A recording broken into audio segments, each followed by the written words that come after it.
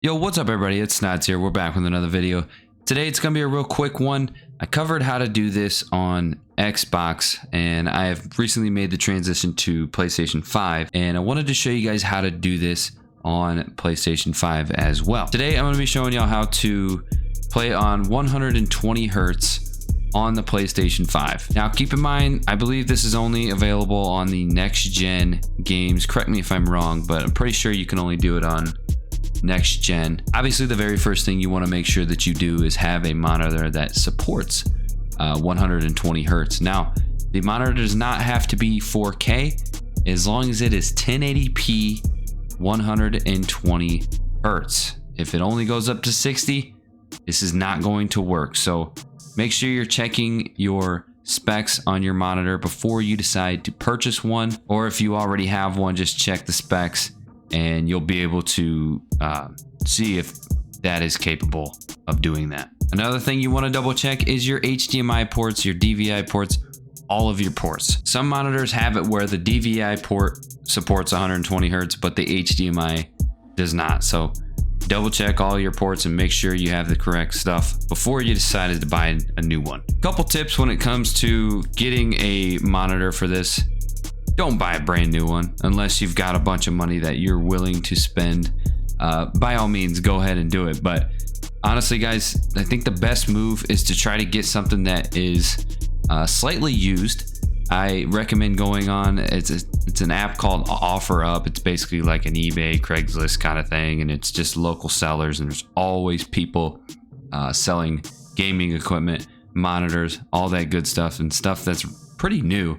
I got my monitor that retails at close to about $400 and I bought it for $200 on OfferUp. So I definitely recommend doing that.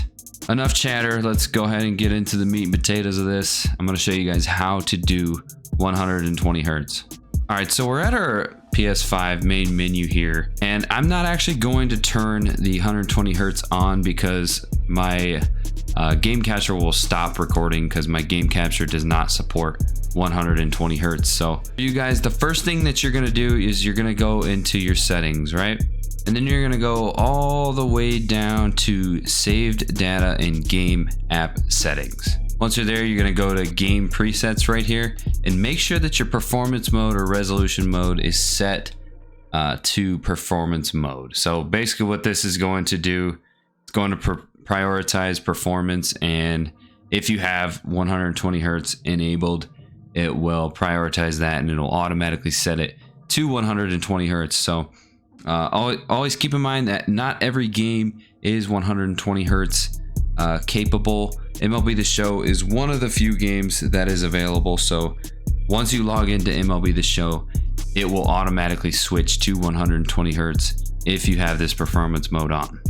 Once you've done that, you're going to go back to your settings again and go to screen and video. And then we're going to go to video output, and you guys can copy my settings right here. I always set resolution to automatic. You can set this at 1080p, it doesn't matter. Not a big deal there. I always keep 4K video transfer rate at automatic as well. VRR, turn that off. HDR, make sure you are turning that off as well. If you are on a TV, yeah, you can turn this on. If you have a TV that allows HDR, go ahead and turn that on. But if you're on monitor, don't turn this on, keep it off. And then everything else down here, just keep it the same and make sure that your enable 120 hertz output is turned on. I have this off because again, I won't be able to record through my Elgato if I have this on, but it shouldn't turn to 120 hertz. So this is what you guys are going to want to do. So make sure that this is set to automatic. Okay, we're good. We're still recording. So this is what it should look like.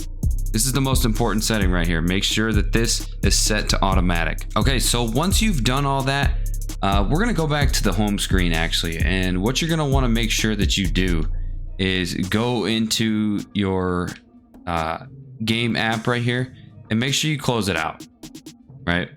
Because if it's still on the 60 hertz, it won't change automatically if you're already mid-game. So just make sure you're resetting your app here, and then again, make sure that your 120 hertz is automatic and enabled, so we're good to go. If you go into video output information here, it's going to say 60 hertz, as you see there. I'm recording this at 3840 2160, which is way too high for MLB The Show. I can't see the ball at this rate. But anyway, 60 hertz is what it's going to say before you start the game. So if it says 60 hertz before you start your game, don't freak out. That's normal. It's supposed to do that. So what you'll do is, I'm not going to do it because my game will stop recording, or my video will stop recording. You'll click into the game here, and right as your menu pops up, it should turn black. Your screen should go black. That means that your game is transitioning to that 120 hertz. So once that screen goes away and your game pops back up, you want to hop back into your settings again, and it should say 120 hertz. Again, mine says 60 hertz because if it switches, I will lose my recording. So here's what we'll do. It'll stop recording, but we'll go ahead and try it. I don't know why I turned that off, but okay. Here, we'll try this. Let's see if it works.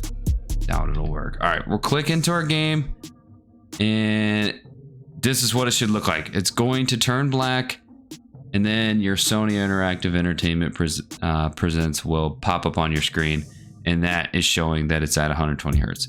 Obviously, as you can see here, I'm not recording because it just switched and it just broke. So again, guys, very short, sweet video, but it is a little more complicated than what Xbox is. So most important thing, go to your game presets, make sure that you're set to performance mode right here, and then go back to your screen and video and make sure that this is set to automatic. So as long as you have those and you have the correct monitor, you should be good to go. If you don't have the correct monitor and you start your game up and it still says 60 hertz, unfortunately, you gotta update your monitor and try to save up for something new. But the good thing is they're very affordable. They're not crazy expensive. Maybe a couple $100. Like I said, I got mine $200. It's a 32-inch LG Ultra Gear, and those are higher end. So you guys can find a lot of affordable monitors out there that support the 120 hertz. But I hope this helped you guys. That's gonna be it for this video. I'm out of here. Peace.